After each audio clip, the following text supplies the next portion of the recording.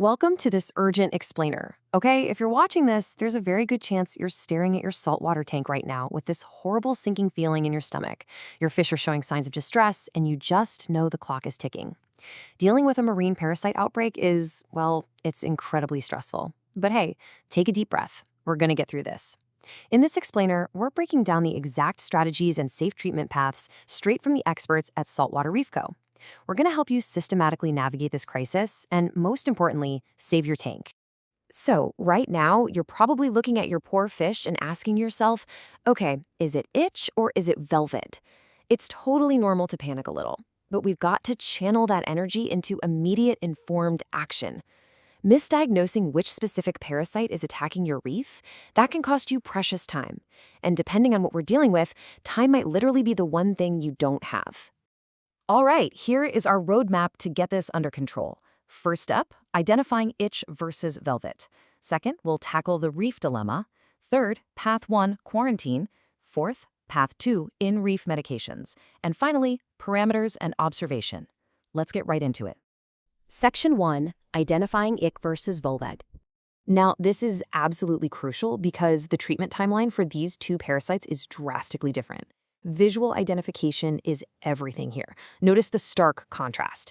Ick, white spot disease, shows up as these distinct, fine white spots on the skin and fins. You'll often see your fish rubbing against rocks, just generally looking miserable and losing condition. But velvet? Man, velvet is a stealthy killer. Its start is so much subtler. It looks more like a yellowish gray velvety dust, almost like someone sprinkled powder on your fish. They might start breathing really rapidly, and the progression is terrifyingly fast, like wildfire fast. Sure, you can confirm both under a microscope, but let's be real. In the daily grind of reef keeping, you usually have to act on these visual cues right away. Moving on to Section 2, the reef dilemma. So once you've figured out what you're up against, the immediate thought is usually, why can't I just dump some medicine into the tank and be done with the whole shebang? Well, it comes down to this perfect quote from our source material. The more complex the main tank, the more quarantine becomes necessary. Think about your setup for a second. Do you have a ton of delicate corals, sensitive shrimp, snails, maybe some filter feeders? The greater the diversity of delicate life in your main display, the more mandatory a separate quarantine process becomes. And this right here brilliantly illustrates the biological collision happening in your water. You see, the term reef safe is honestly incredibly tricky. A lot of classic fish disease meds work by targeting specific biological processes in the parasite. But here's the kicker. Those are often the exact same biological processes that your corals and shrimp rely on to stay alive. Plus, these treatments can just totally wreck your biological filter, the good bacteria keeping your water clean, and they seriously clash with chemical filtration like activated carbon. So the chemistry that kills the bug will very often attack the rest of your beautiful reef ecosystem. Which brings us to Section 3, Path 1, quarantine. If you follow these precise steps to relocate your fish, you completely take back control of the situation. Step 1. Set up a clean, bare-bottom tank. You need super stable water values and excellent oxygenation. Step 2.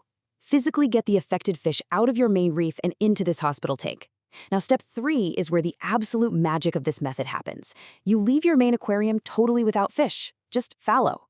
Because these parasites absolutely require a fish host to survive, leaving the tank empty completely breaks the parasite's life cycle. Boom, gone.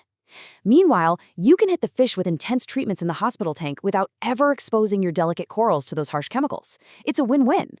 But what if you can't? That's Section 4, Path 2, in-reef medications. Look, let's be realistic. Sometimes catching every single fish in a heavily aquascaped reef tank is literally impossible unless you tear the whole thing down. I get it. But if you must treat the main display, there is one absolute non-negotiable rule. No copper, period. While copper is amazingly effective against things like velvet, it is fundamentally incompatible with your reef. It is highly, highly toxic to invertebrates. If the med you need contains copper, you absolutely cannot put it in your reef. Quarantine becomes your only viable choice. No exceptions. Now, for other medications that claim to be reef safe, you still have to proceed with extreme caution. You need to follow some strict guardrails. First off, verify those claims. Just because the bottle says reef safe doesn't actually mean it's safe for your specific, unique mix of sensitive inverts. Second, if you can, do a test run in a small observation tank first just to see how your specific animals react. Better safe than sorry, right? And third, if you're using things like activated carbon to bind up residual chemicals after the treatment, you have to meticulously time it based on the manufacturer's exact specs. Otherwise, you might literally pull the medication out of the water before it even has a chance to work. All right, Section 5, parameters and observation. Regardless of whether you went with quarantine or the in-reef treatment, you've got to rapidly deploy these protective levers.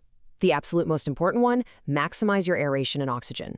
Treating parasites combined with the stress your fish are already feeling drastically shoots up the biological oxygen demand in the tank. You also need to lock in your temperature, salinity, and pH. Keep them as stable as possible to prevent secondary stress. And hey, follow the product data to the letter. Those dosages and intervals, they're not suggestions.